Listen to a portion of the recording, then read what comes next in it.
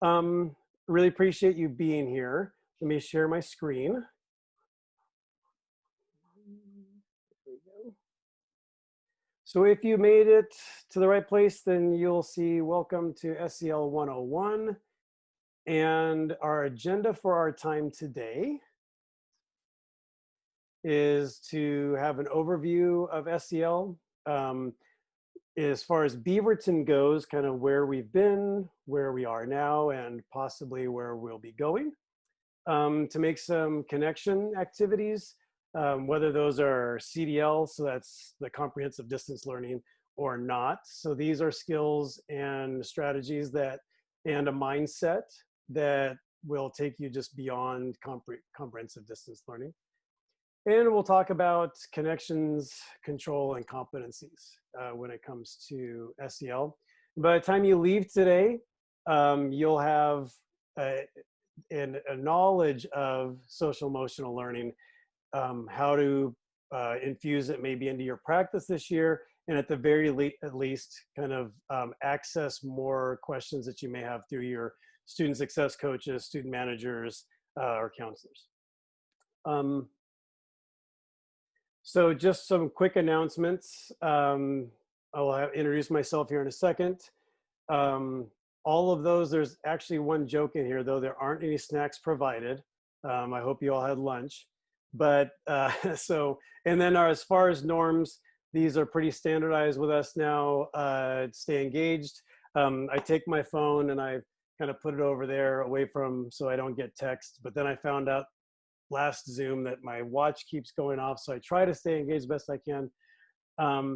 So my name is Chris Damiano. I'm the social emotional TOSA for the Beaverton School District, and that is K through 12 now. So that's something that's new.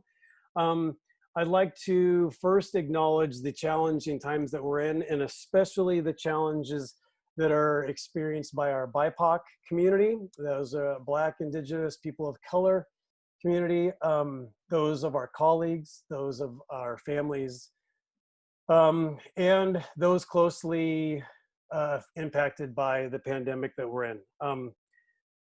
We're all experiencing trauma around that, but I just want to acknowledge that there are many of those that we need to be allies for and to be open to listen to.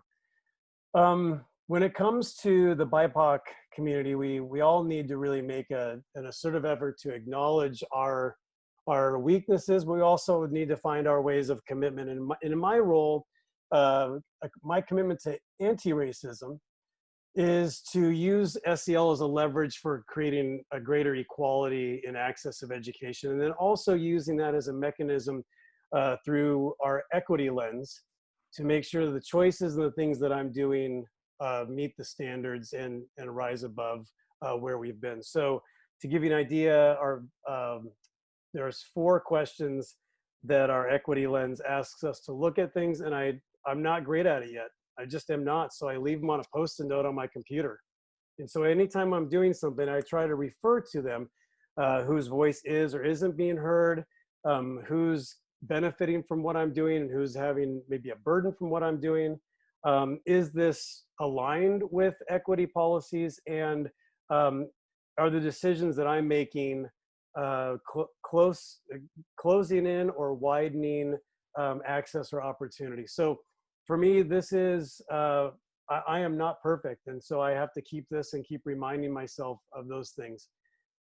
So as we go forward through this year, perhaps you want to do the same things with your teaching in your practices. So mind shift change. Starting a few years ago, we really came out of nowhere, and coaches were hired in Beaverton. SEL was not brand new to the world, but newer to our district. There were some staff here and there that had knowledge of what social emotional learning was. I mean, the introduction of the concept goes back to about 2005, but for us, it was a big mind shift. It was a mind shift in how behavior and what behavior is. So in the mind shift generally and explicitly is all behavior is communication. Kids do well if they can. So instead of being a burden to us or an affront to what we're trying to do, that when we see any kind of a behavior, great, you know, unsettling, whatever the word is that you would associate with a behavior, that we look at that through the lens of that is a communication to us, and it's our opportunity as adults to support that. And then the mind shift changed to also understanding that every single kiddo in front of us, they can do well, or they will do well, sorry, if they can. So where the if there is incumbent upon us to be open to that and figure out ways um, to help them transcend where they are. So that is a kind of a leap back a few years. Um, as far as social emotional learning goes, really I would say kind of the pinnacle of social emotional learning and developing school-wide systems and assessing your school-wide systems and creating behavioral health and wellness teams, whether that's a care team, whether that's an attendance team, really has not only its roots, but also its continued perseverance through the Collaborative for Academic and Social Emotional Learning, which is known as CASEL. And the way they define social emotional learning, pardon me, is the process through which children and adults understand and manage emotions. But that's not just it, because sometimes it gets lumped in with that, but also um, setting positive goals, feeling and showing empathy for others, and establishing and maintaining positive relationships, as well as making responsible decisions. So in order to have kind of that as your entire definition of social emotional learning, CASEL has made that little wheel that's down at the bottom there. And I don't know if people's pictures are covering that up, but those have the 5 core competencies of social emotional development.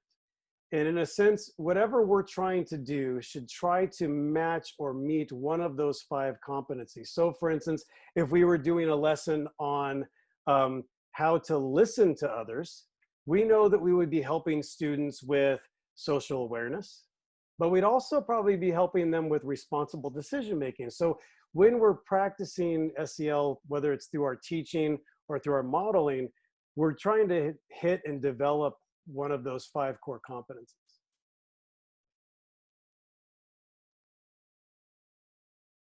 So there again is the CASEL wheel, which the colors, you see the 2 orange, 2 green, and yellow. Those have the 5 core competencies. So skills needed for school life success. Self-awareness is one of those core competencies, recognizing one's emotions. There we go. Self-management is the other one in the orange up there, managing emotions and behavior.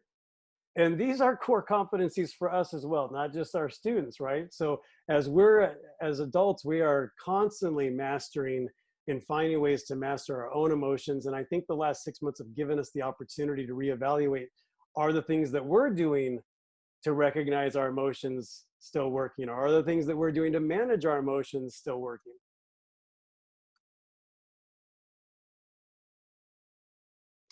So self-awareness and relationship skills are 2 of the other competencies. And then the last one is the responsible decision making. Now, we're not going to go into super in depth in this because again, this is SEL 101. But I think it begs the question for all of us, how do you take these 5 core competencies and embed them in the things that we do each day, whether it's through our conversation with our colleagues, whether it's how we run small groups, whether it's how we run our large classes. These are life skills that must be met in order for our kids to meet, in a sense, our vision. Every school probably has a vision. Every one of us as adults understands that the greatest asset that we have is knowledge to pass on. Well, we certainly don't want to pass that on without having responsible, well developed human beings that can keep passing that knowledge on. So who is responsible for implementing SEL in your building, whether it's kindergarten through 12th grade? So I understand we have the gamut here. You can see that it's all of us. There may even be some people I left out here, but I think we got most of them. We're all in this together for helping our kids develop their social and emotional skills. So how do folks implement that in your schools? Well, you can get support through your classroom or CDL structure. That can help build those 5 core competencies. You may look for resources or find places or gatherings of facilitators. Elementary schools are in luck. They have student success coaches. Middle schools, and they have counselors as well, and social workers from the district level. Middle schools and high schools have new social workers, half-time at middle school, full-time in high school. You have your student managers, you have your counselors, and your admins. So you have this kind of wealth of knowledge, plus you have a lot of staff that have been really diving into this work for years. So there's a wealth of knowledge amongst us. There's brilliance amongst us. I know I saw somebody joining our this specific class, and I know she's written a book on this that you can buy on Amazon. So I'm telling you, the people in this class, there is just a wealth of knowledge in our district around SEL.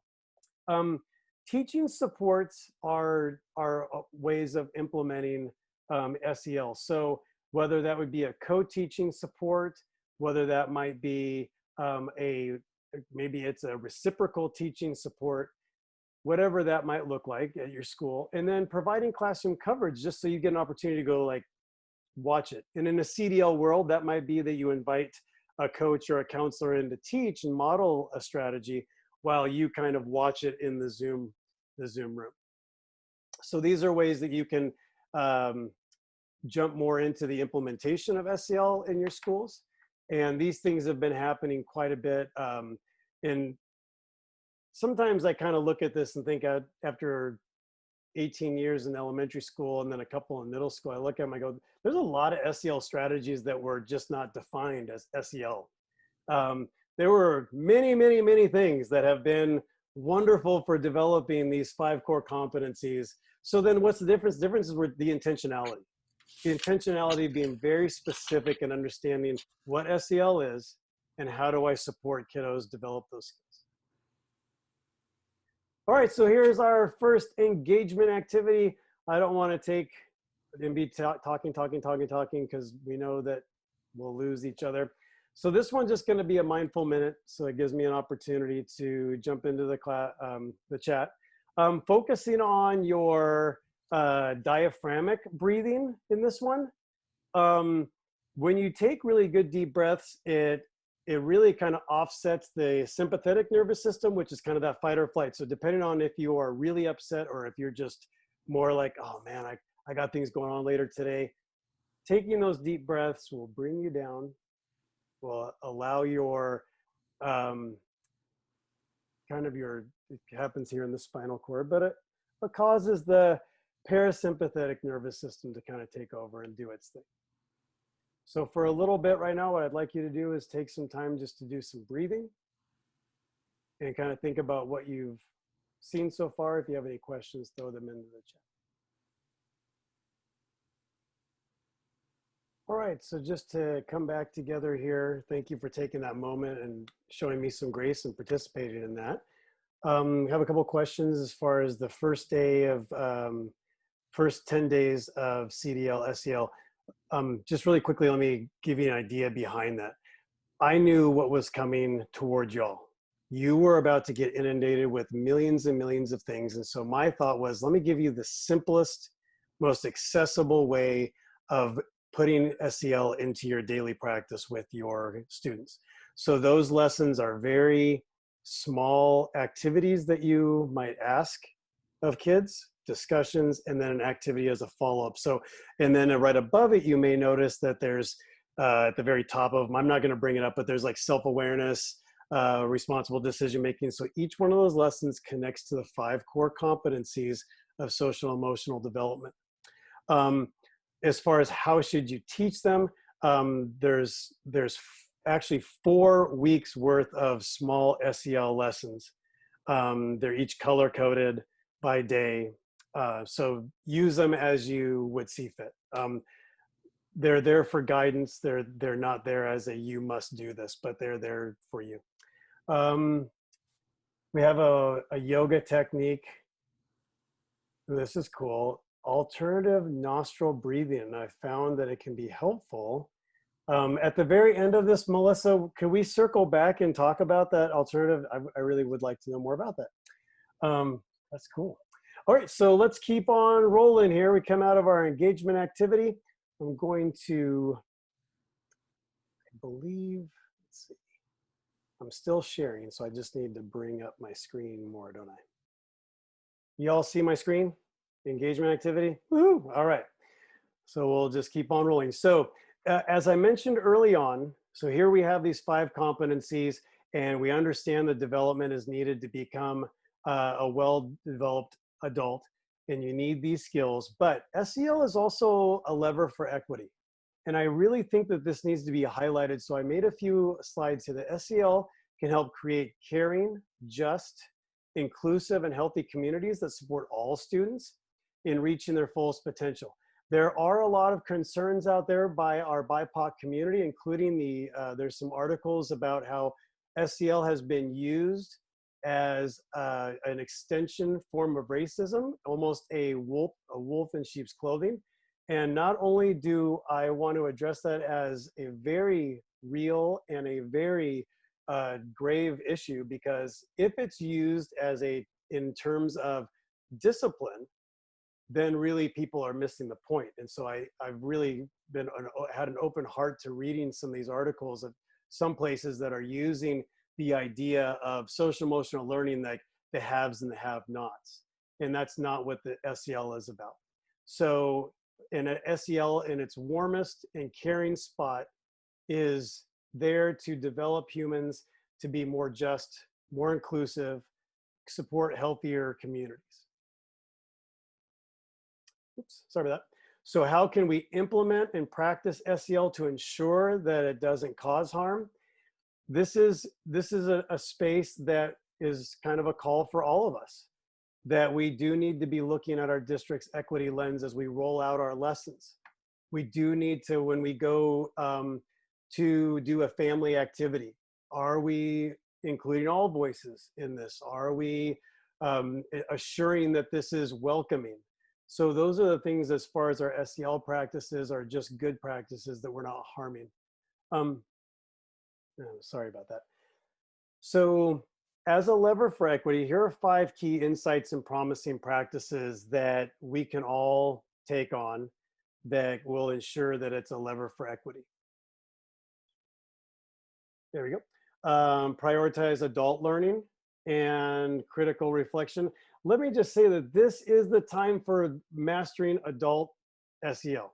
During CDL time, during this comprehensive distance learning, I mean, we have a lot of kids that have trauma and are coming to us, but we also have a lot ourselves. And we also are working with teams closely to make sure that we are trying our best to do CDL. So this is a wonderful time to prioritize our own learning, to be reflective on what's working, what's not working, and be reflective on, is this something that is meeting those students' SEL needs?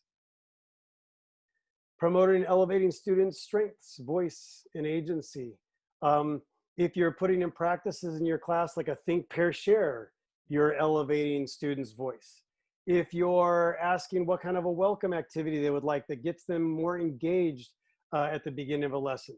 I'm going to take a little time out from the slideshow and just share something that Bruce Perry shared in a Castle webinar. I think it must have been just 2 weeks ago. It's been really recently because it was specifically addressing CDL.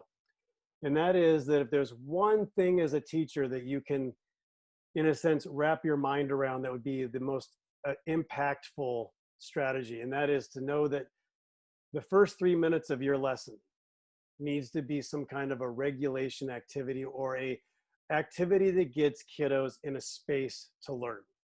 That could be singing, it could be dancing, it could be jumping around, it could be something that gets them where at the very end, they're in a place that the information is moving up their brainstem through the limbic system and to that prefrontal cortex and helping them develop the knowledge and the thinking and the reasoning area of their brains.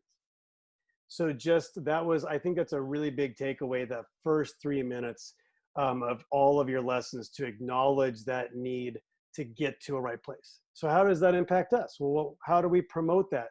Well, we promote that by embedding that in our lesson and giving those students time. Partnering authentically with families. I think all throughout our district, we do really amazing things to reach out to families. So the question really is, are we reaching out to them in a way that's elevating all of our families as partners? And then establishing SEL data strategies. We put in place coaches, counselors. We have many, many support people that can be helping collect data, whether it's a site-based or district-based. And this is just something that maybe we're not as great at yet, and it's something that we could do better at. So forms of SEL and social justice implication, personal responsibility. So making sure that you are taking responsibility, do the best you can. Doesn't mean perfection, it just means doing the best you can. And looking at some of the more like procedural or restorative justice practices. So when you have arguments, sitting down and letting kiddos chat about things. When you have disagreements, when someone has been harmed, trying to let the others know that they're in a safe space, but also to address the person that's done the harm to see what their impact has done. Now, again, because this is SEL 101, I'm not going to go into a lot of those practices. We have trainers in our district that do just restorative practices. We have trainers that do just like interpersonal, like justice and responsibility through like, whether that might be circle forward or circles. So these are things that you can sign up for later if you want to push that practice. Then transformative SEL, this is kind of a working definition. So it's a process whereby young people and adults build strong, respectful, and lasting relationships that facilitate co-learning through critical examination of root causes of inequities and develop a collaborative solution to personal, community, and societal concerns. Each one of us in this session right now can do better. We know we can do better because we can look outside, or we can turn on the news. We can look at our friends in the face. We can look on our social media. We know we can do better in this area.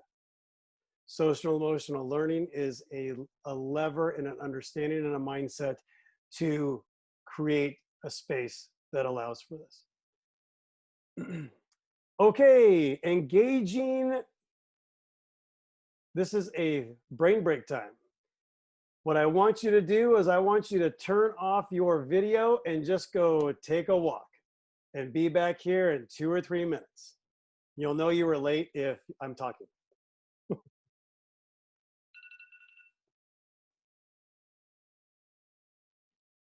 All right, we're going to get back at it here. Thank you so much, Megan, for putting that link on there. Deb, I really hope you went for a walk. That shirt color is awesome. Is that tie-dye? A parent got this for me. It has my name on it. Yeah, it does. Sweet. So Keith and I walked together and talked for a minute. So hey, that's awesome. Bonding moment. How lucky did you get? Or how lucky did he get? He gets to walk with Lori. Oh, stop. No, yeah. I am as equally blessed. Power team at Hazeldale.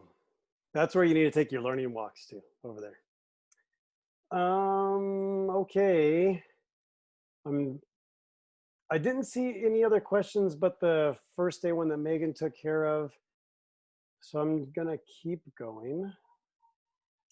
And so here we are. We are now we've kind of have this idea that SEL is these 5 competencies. We have an idea that SEL is a mindset. We have an SEL idea that it can be used as a leverage for equity in our practice and in our community. So how do you practice it? Let's get some strategies. Let's do that by just talking about 3 areas where you can really kind of find a home for SEL. So the basic needs of a student for their success in the area of SEL are connection. So building relationships, people care about me, I belong here. Control, so that is building autonomy and self-efficacy. And autonomy isn't like I get to rule the world. Sometimes people think like, oh, I'm autonomous, I get to do whatever I want. That's not what autonomy is. But this is, I have a certain amount of control over my learning, and I see, in a sense, the playing field and how do I play on the playing field in a creative way. And then the last one is the competency, which is building skills and confidence. I am learning the skill to meet the challenges that life presents, not prevents. You might notice down below, right below it, it says ABCs, autonomy, belonging, and competence. We have, again, this district has just a wealth of brilliance. And there's a school psychologist, David Straight. He presented to the coaches over the last few years of autonomy, belonging, and competence. And so these kind of are hand in hand: connection, control, and competency. So if students are feeling and engaged in these 3 categories, then their success, at least their chance of success, is greatly increased. And that's not me saying that, that's like research of SEL. So how do we make sure that we do what we can to both develop ourselves in these areas, and which then helps model for our students? Well, here's one of them. Only a well-regulated adult can help a dysregulated student. So pardon my language, but if you're losing your S all the time, chances are your kids aren't, your students and the people around you are going to find it difficult to be regulated or get help from you. Is it okay to lose your S? Heck yeah, we're human. We should lose our S sometimes. And I think you guys know what the S word is.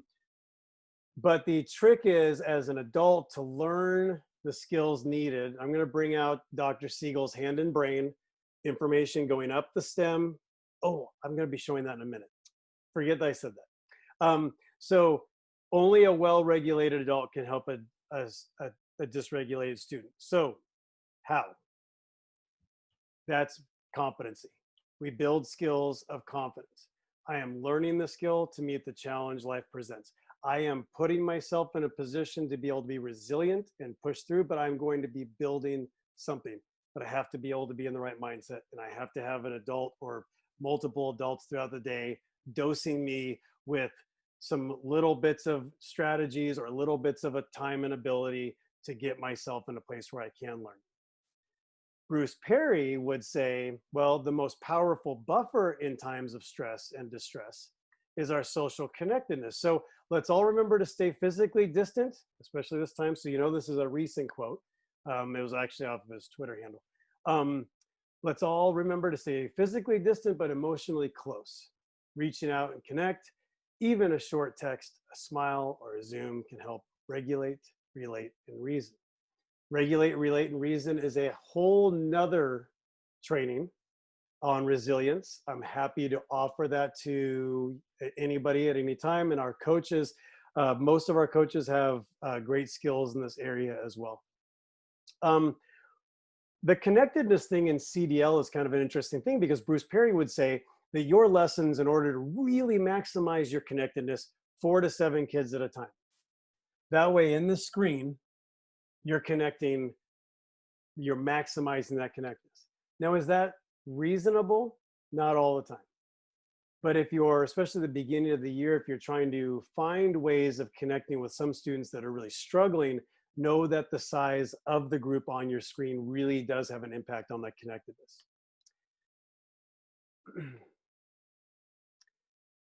Regulate and relate and reason. I'm just briefly going to go over here. Again, this is a whole nother training, but regulate is thinking about kind of that reptilian or limbic system in your brain. When it gets dysregulated, it removes itself from your prefrontal cortex, the knowledge place, the reasoning place of your brain, and you become unsettled. But when they're working together, your limbic and your prefrontal cortex, you are emotionally calm and settled and ready to take in information. Relate to others is a mammalian or a midbrain feeling. So probably someplace right after that big hippocampus in the picture there. I just love, that's where my eyes go every time I look at this thing. I don't know why. So this is when you start to feel connected, you start to feel a sense of support and safety.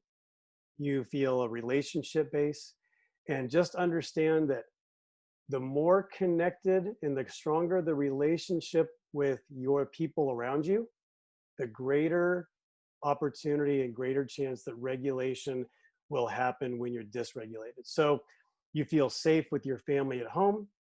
You get super ticked off about something, but you understand that relationship and that grace is given. You're a lot less apt to be perseverating on that, oh my gosh, I can't believe I lost my S. That we give ourselves that space because our family gives us that space. Our students are looking for that as well. The reasoning part of it, once you are regulated, once you have that relationship, then you're able to reason or build that new understanding, develop those 5 SEL core competencies, engage them in new learning. So that's the regulate, relate, and reason. This is a huge part of social emotional development, simply because if you aren't regulated, if you don't have those relationships, and if you aren't in a place to be reasoned with or learn, then anything that you put in place to learn SEL or your content areas are just going to go out the door or out the window in my case.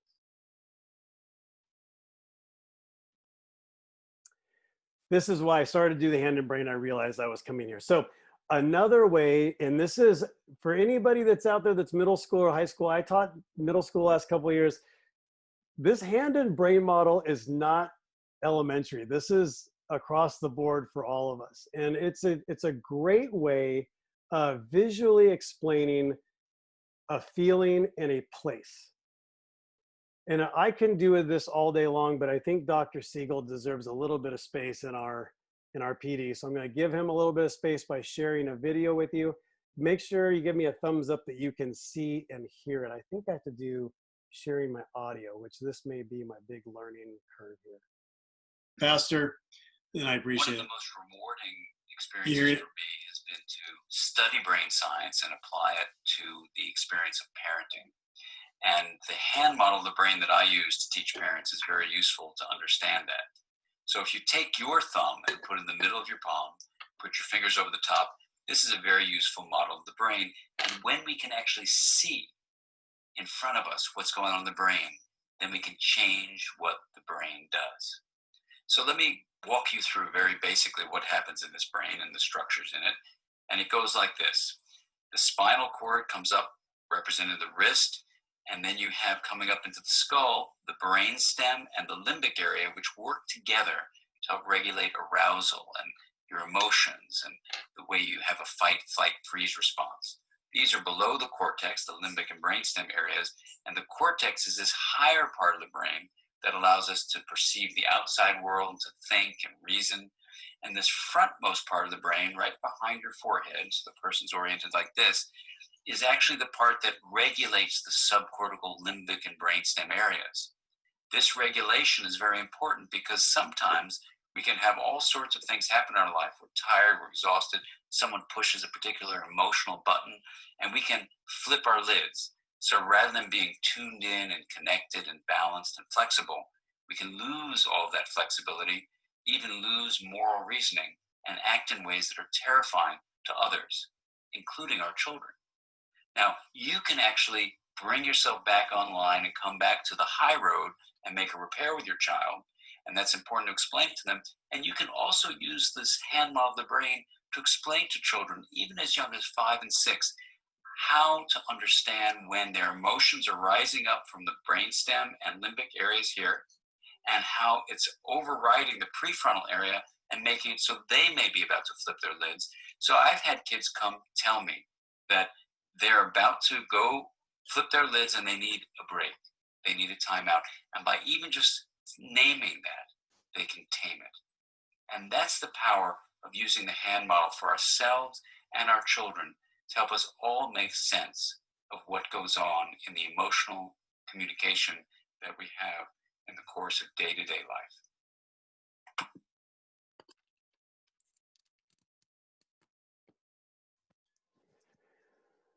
So as an introduction to SEL, that should be a pretty good idea of how the hand and brain it works with regulation. So for, there we go. There we go. So for our next slide, what I'd like you to do is consider putting something in the chat. One strategy you may offer someone on your staff. So I'll give you an example. I was in a meeting today that everybody was kind of rubbing their temples and doing the best they can to regulate themselves. And I offered up, I said, how about we all go get a drink of water and come back in a minute. Everybody needed it. And there's some research around anxiousness and water. So, and how just water, what it does for our nervous system. So we went and got some water and came back. So why don't we hit the chat, see what we get for some of those ideas that you may offer someone on staff.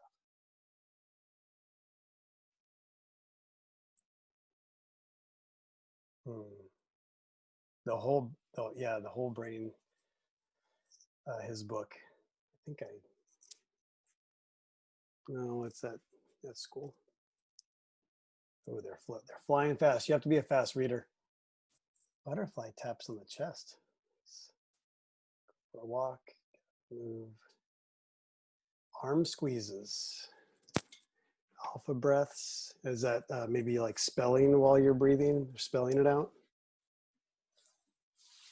Headspace app or a calming app.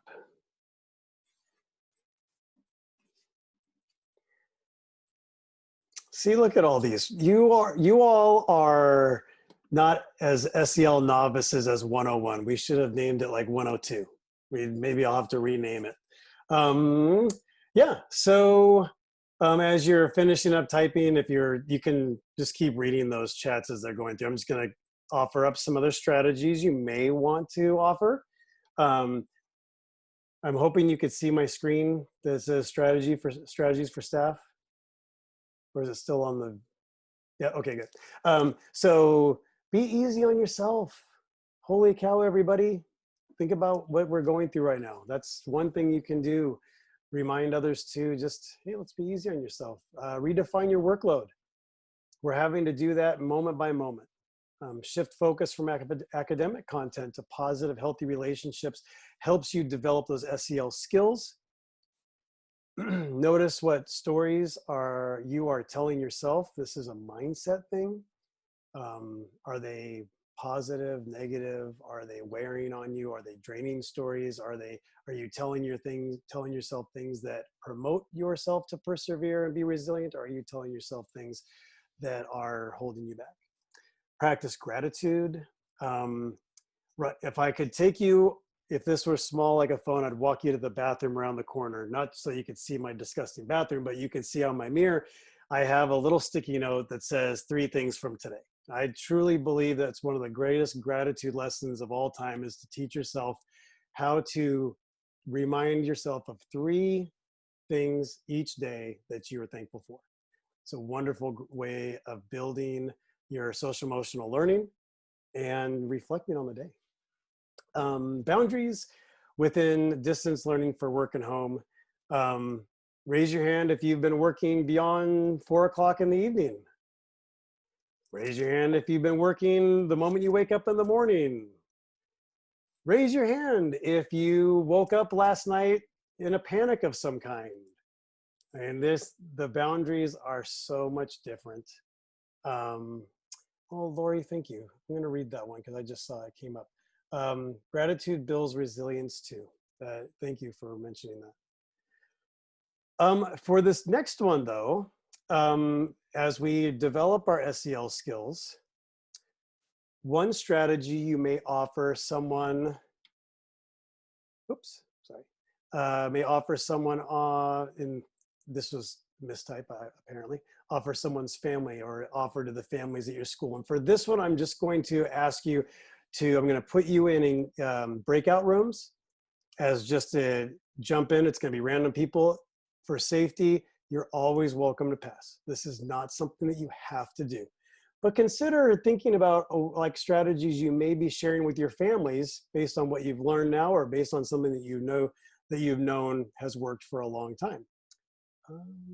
So strategies for families, again, as we're thinking about SEL 101 and how do we build SEL in our district, we have to consider families as well. They're part of our, so providing them trainings around behavioral health and wellness, and that includes, that's a term that you're going to hear a lot of, but it includes our counselors, it includes our nurses, you know, just even hand washing is, you know, within our health and our wellness, mental health.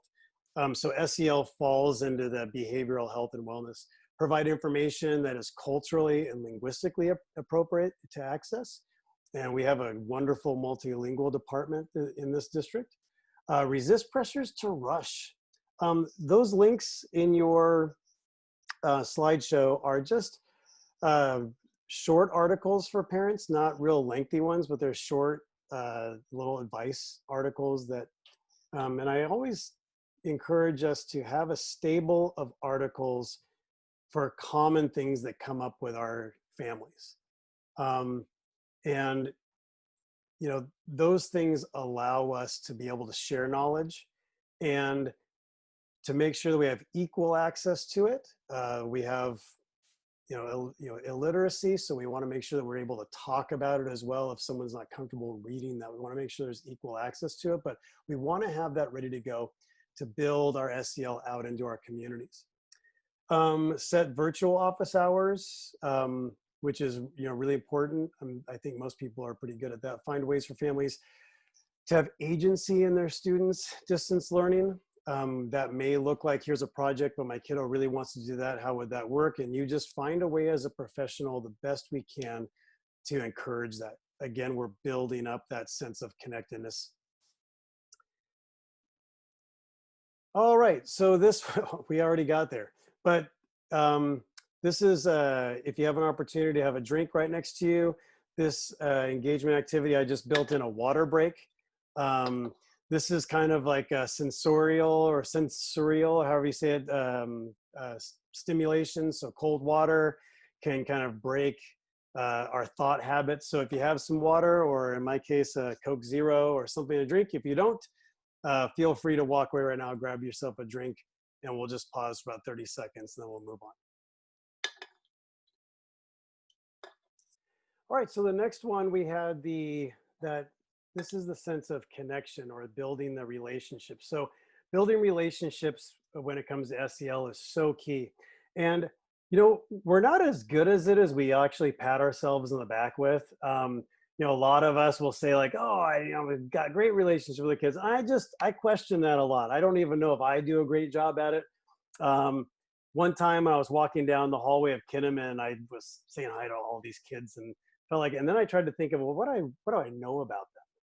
And then I started hitting some real roadblocks. So people care about me. I belong here. That goes for us too. Do you feel like you have a sense of belonging amongst your staff? So as adults, are we reaching out to people that, in knowing, are they feeling connected? Our new staff that have moved around this year, I know I'm starting in a new position, and the people I work with are so incredible. They are at the top of their game, and I have seeds of doubt sometimes that I really am belonging amongst this crew. So I have to remind myself of my value, but we need to be reaching out to each other too. So where the sense of connection and belonging comes from, we talk a lot about someone named Brian Mendler, and he has come to our district a few times. He's been a presenter. He's easily accessible on podcasts and radio and social media, but he consistently has a steadfast message about making people feel included and that they belong, and specifically kids in his case. But so he's written books, and his, one of his famous lines of stay personally connected without taking personally what they do or say, so making sure that in the most dire of moments, we're not taking what they do personally, but we're looking back at that, one of the very first slides I showed you. We're looking at what they're doing as a behavior of communication, a form of communication, not something that they're doing to address some dislike or disdain for me. So he's written some books, and typically we watch the clip on the left, but I got this new clip for the clip on the right. It's really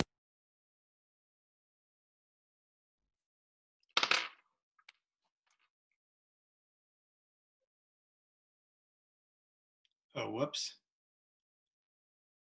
Well, that didn't work. Like I had seen this differently. There we go. Hey everybody, just a reminder to communicate with your students. My son, Eli, who is 8 years old, the highlight of his day is from wherever he is running to his iPad to see if the teacher commented on something that you did on Seesaw or on a different app. So stay in touch with your students. Go out of your way to send them that quick note, that quick message, showing them that you love and you care about them. And by the way, my son's teacher has 4 children of her own, 4 of her own children. I get that we're all busy, but that extra minute goes so far. All right, y'all. I hope you enjoy it, and I'll catch you soon. Peace. Oops. One of the most rewarding experiences for me has been to study brain science and apply it to the experience of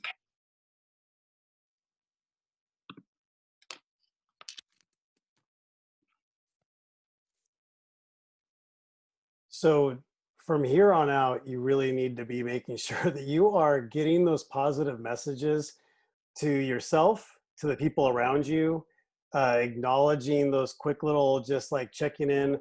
I know that there's been so many articles written about at the beginning of the pandemic, like humanity started reaching out to their families and friends and checking in, and it's kind of dissolved a little bit, apparently, like according to data, and we just need to make sure we keep doing that. For like the coaches at your school, I'm kind of going to make sure that I encourage them to just constantly check in with every member. I know we get comfortable checking in with some staff and not others, but we really want to make sure that we're checking in with each other. And then that begin, just is a domino effect. It'll check in, check in, check in, check in. You just keep checking in with others. And that sense of caring for others really builds us up as well. And you wouldn't believe it. I closed my slides, so now I have to go find my slide. This is awesome. So just one moment. I'm sorry. You're just being a good example of what we're going to do when that same thing happens to us. Right, right.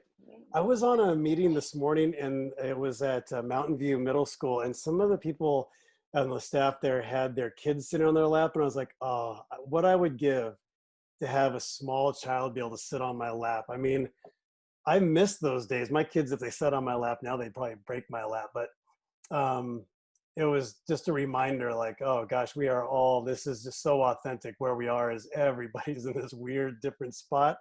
The dogs are on your camera. That's awesome. You got a bird sitting on your shoulder. Fantastic.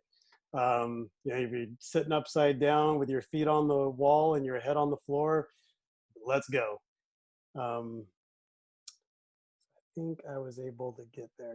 All right, so let me get here. Oh, there was something in the chat. I'll get to it in just a moment. So back to the shared screen. So greeting students or welcoming students is a great SEL activity. So in school, CDL. So in school, you might do like handshakes or high fives or hugs. In CDL, it might be nonverbal pointing or handshakes. There's a lot of things out there on YouTube where like not setting up nonverbal communication in your classroom, your virtual classroom. I recommend you just look them up. There's fantastic stuff so that kids can communicate, hopefully in an appropriate way. But if it's not appropriate, it's a great teaching experience for us. And again, if they're not doing it appropriately, it's probably because they're trying to communicate something to us. Ask a random question. What did you do, for dinner last night, to every student? That might be a greeting activity, and time built in to do that for CDL. And then maybe a greeter of the day you might have in your classroom, someone who's standing at the door giving fist bumps or high fives or saying, hey, I'm so glad you're here today. I'm so glad to see you. And then in the virtual world, maybe you choose, like those 3-minute activities where the student gets to pick the intentional break, or the student's doing the greeting as they come into the Zoom meeting. So those greetings are ways of, again, feeling that connectedness and that belonging, feeling like somebody is there and cares about me and that I do belong here. A clean slate. We've all messed up. We've not only all messed up, but some of us have bigger skeletons in our closet than others. And it always feels great to return the next day and know that there's been grace shown. This is just an example of giving a clean slate to a student in the Zoom world. Good to see you. Yesterday's Zoom group was a little rough for both of us, but today is going to be better. So showing them that sense of belonging, they're maybe going to have some apprehension coming back, and we're not going to dwell on that. You may notice above my head, right up there, it says easier said than done. We all have feelings, folks. We all have emotions, and some of us have thinner skin than others.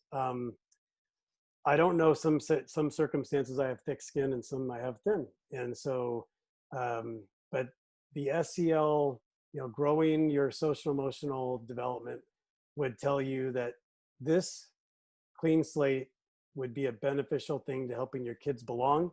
It's just a lot harder than actually doing it.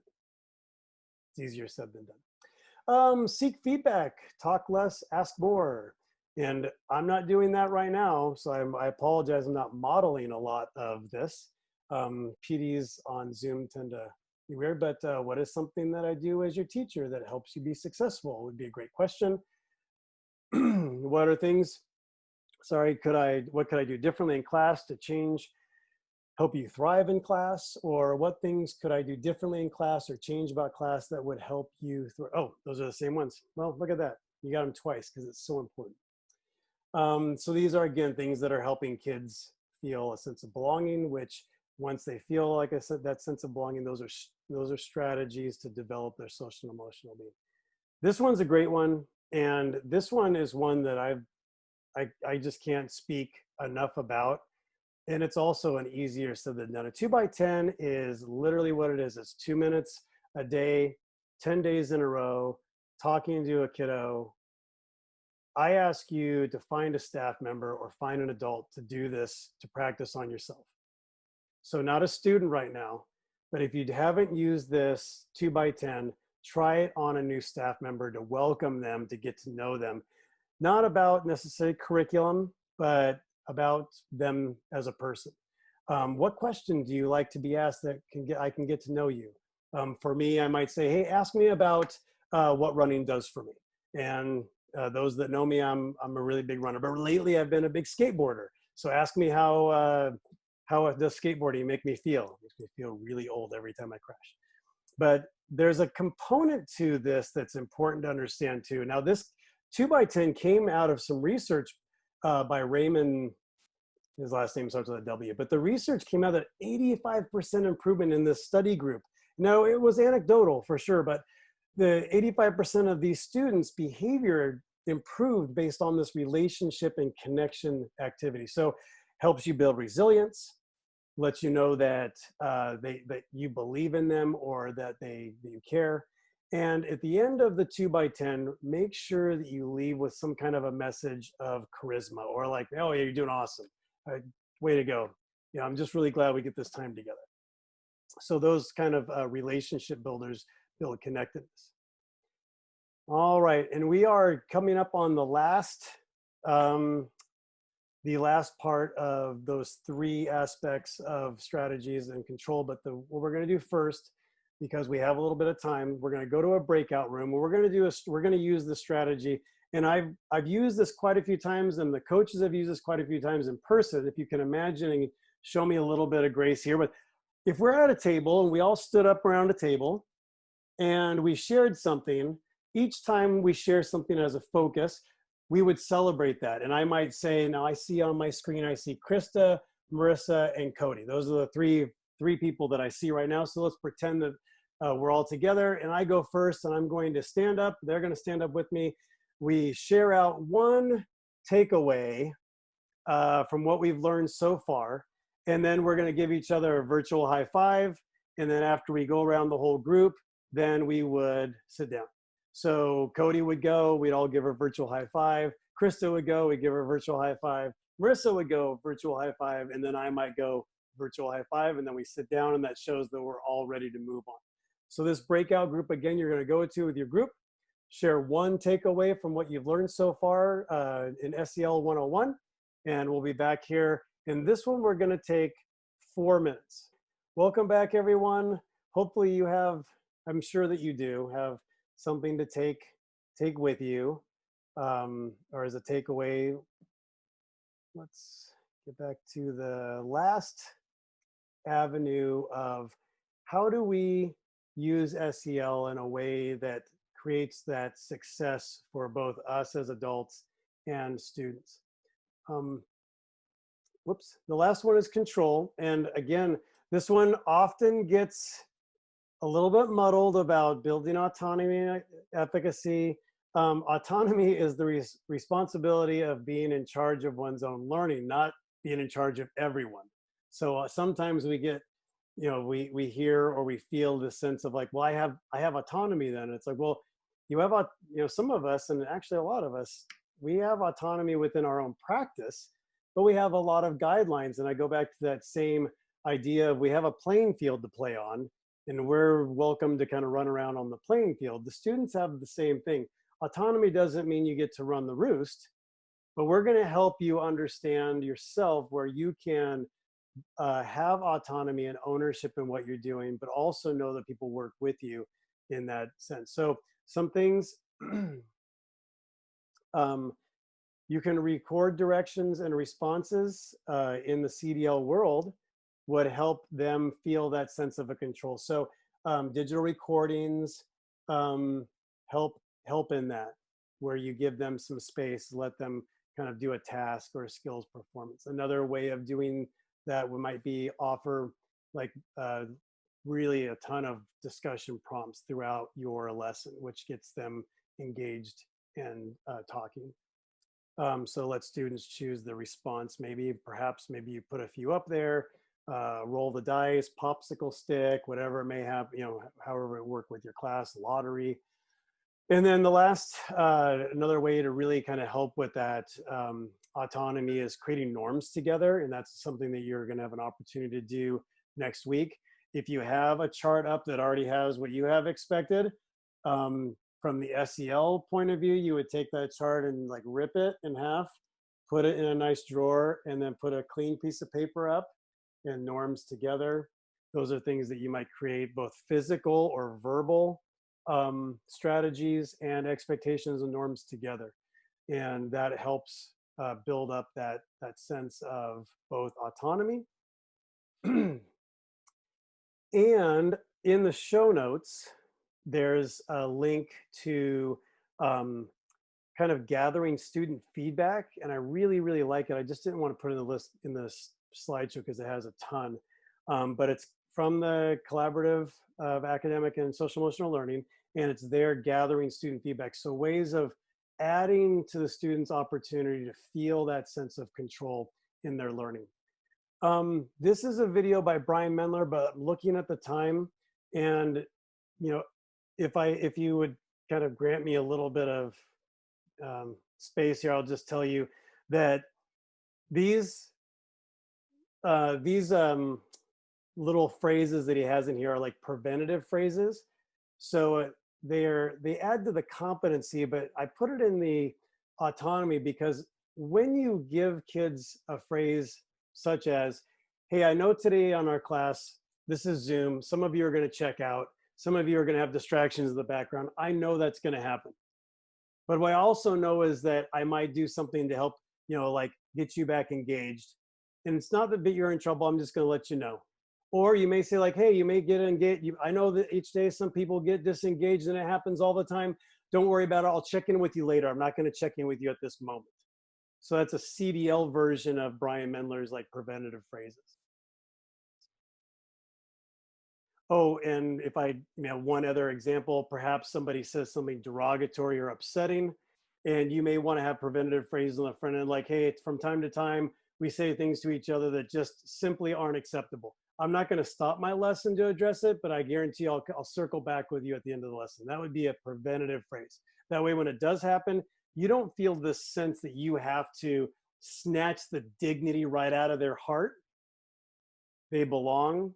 They're autonomous of their learning, but they are going to have to be beholden to the norms that you created as a group. Respect and teach to different learning styles in this environment. Act things out, providing that kinesthetic opportunity. Middle school, high school teachers, seriously, drop some music in and let them have at it. Actually, let them be the DJs. Let students build or draw things. Give choice within an assignment and provide answers or like helpers which is going to breed that success of confidence, right? We all feel that way. When we're struggling with something, just a little nudge in the right direction will help us feel like we can continue on with our own learning. I really like this one. Of all the things that sometimes we get in the weeds so much, but be happy with improvements, whether they're big or they're small. Find all of the things to celebrate.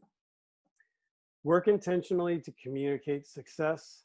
And sometimes we, especially in this environment, we can get really myopically focused that we need to get to a certain spot.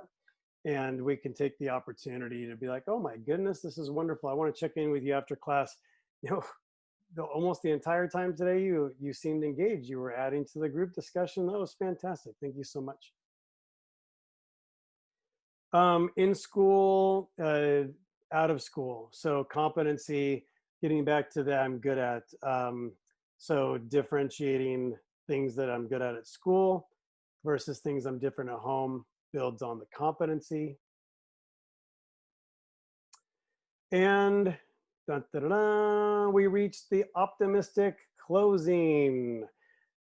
One of the things you'll learn about infusing SEL into your daily practice of lessons, whether it's math or your literacy or your just your class meetings, whatever, having some way of optimistically wrapping up, whether it's a reflection, whether it's a takeaway, whether it's just simply giving a chance to, one of the ones I love is the appreciation, aha, and apologize circle. So you can choose one of them, like maybe you appreciated something for the day. Maybe you want to apologize because you're like, man, I was seriously checked out. I turned my mic off. I turned my video off.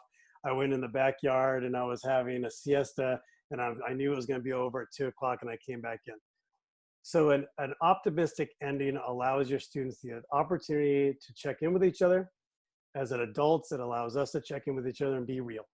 So we're going to use the aha. We're going to use apology. Well, it's actually appreciate, aha, or apologize. So something that you want to share within those 3 categories in your breakout room, whether you appreciated this or you want to apologize to the group. It might not be a lot of those going on. We don't know each other that well.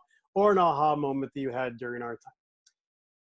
Everyone, this is the very last slide, I promise. This is it. I really appreciate everyone being here. I appreciate everyone being as present as you can. For more information and support, this was put together by the Behavioral Health and Wellness team. The Office of Intervention and Prevention is me, Amy Baker, Vili Green, and Leslie Rogers. We also have John Sheridan as a specialized staff, and there are more strategies available to you in those links. I hope everyone has a wonderful year and make the most of it, but also take care of yourself. And if you have the capacity, take care of somebody else.